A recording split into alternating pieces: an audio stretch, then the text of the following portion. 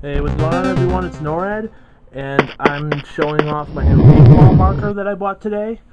I'm going paintballing on July 4th with some friends, and I needed to get a new marker because the one I had an old Tippmann 98, and it's all rusted up now, and it's pretty much unusable. So I had to run out and get myself a new marker. So I picked up the Project Salvo by Tippmann, and I gotta say, his is a pretty damn cool gun. Uh, and it's not your normal stock version of the weapon either. I also added a few upgrades to it. I added a E-grip kit, and I also added a cyclode feed system, a front grip that doubles as a bipod, and a J&J ceramic 14-inch barrel. I'm going to upgrade that barrel later on to a Tippmann straight line barrel, a 16-inch rifled barrel. Plus, I'm going to get a carry handle and a red dot sight to put on top of the carry handle later on. And I also might get a different hopper as well, a hopper that would suit this weapon a little bit better. Anyway, let's get to the more specifics on this. So I'm going to move in a little closer here. And as you can see, it is a very nice weapon. Very, very cool. And it's an official U.S. Army product. You can see the logo right there. It's like a jewel. You got the Project Salvo nameplate right there. And you also, each weapon is individually serial numbered. So that's really cool. So for all you collectors out there that want to have like a really low number or a very good like even number, those go for quite a bit. I think I saw, I believe it was the 1000th Project Salvo on eBay going for like $300 just because it was the 1000th one off the line. Alright, enough of that. Now some of the features of this gun. We have this right here, this clip. It looks like a clip, but it really isn't. You still feed the paintballs through the marker. What it is a toolkit.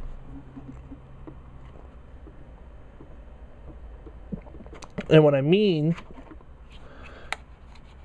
is that when you open it up, it's a place to hold all your Allen wrenches, your oil, your O-rings, pretty much everything you want to use to field strip your weapon. Keeps it all in a nice convenient spot where you can get at it at any time, even during gameplay, for all you scenario woods ball players. Okay, it just closes up like that. Let's put it back in.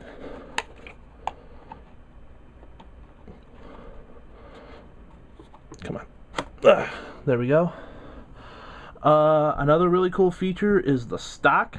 It's a 6-point stock. That means you could position it in 6 different positions. It just clicks in at every single one of them. Pretty cool. Another cool feature about the stock is it's collapsible. So you could actually take it and swing it around. And the gun becomes a lot shorter for a little bit more close quarters gameplay. Let me get it back out here. Ugh, this is tough to do from this angle. Okay, there we go. Oh yeah, always careful not to pinch your fingers in that. I've already pinched my fingers in that, and it's not fun. Now this gun comes stock as a semi-automatic manual fire system. The inner workings are just a clone of the original 98 Custom.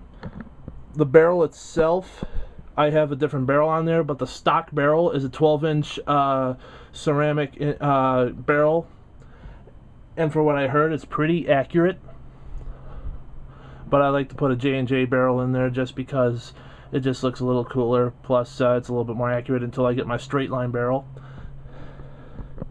And now for my upgrades. Now, I went and put an E-grip kit inside my trigger, and what that means is that my gun now shoots electronically. So I have to turn it on in order to fire it. And it also has 4 firing modes. It has semi-automatic, safety 3-shot burst, safety, I think it's 12 balls per second auto fire, and safety burst 15 balls per second auto fire. So it has 4 different firing modes, and it's pretty cool. And what I mean by this is only an electronic gun now because I upgraded it, means that even if I cock it back, take the safety off and try to shoot it, it won't shoot.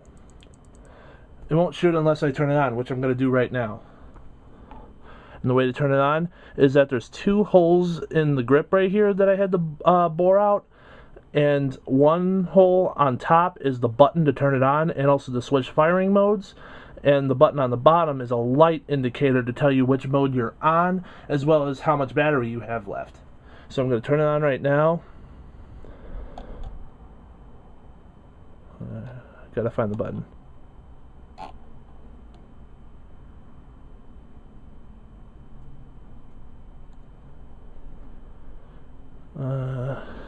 Is it on?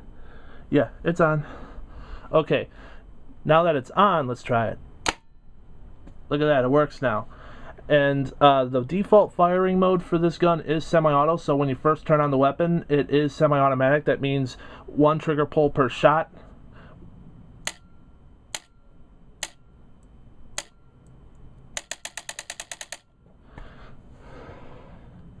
Now if I change the firing mode, it just is a simple button press inside. Goes to 3-shot burst, and it's a safety 3-shot burst. That means if I hold down the trigger, it's not gonna do a 3-shot burst, it's just gonna shoot a single shot. In order for me to get the triple burst, I have to ramp up the trigger by shooting it twice and then holding it down the 3rd time to get the 3-shot burst, like this.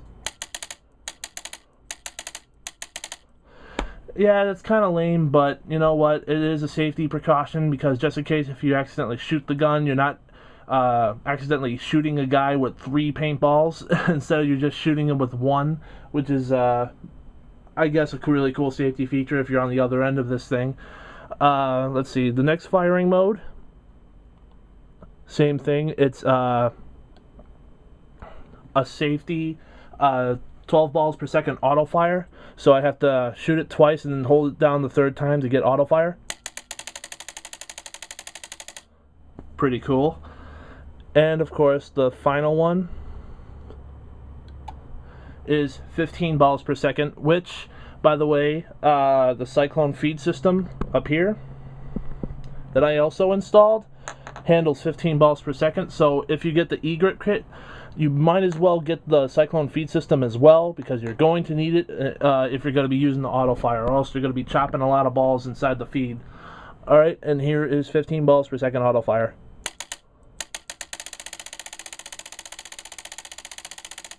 Ha, really cool. That seems to be about it. Like I said, this gun by Tippmann is really cool. I have a lot more upgrades to do to it. Like I said, I'm going to be changing that barrel out to a Tippmann straight line later on.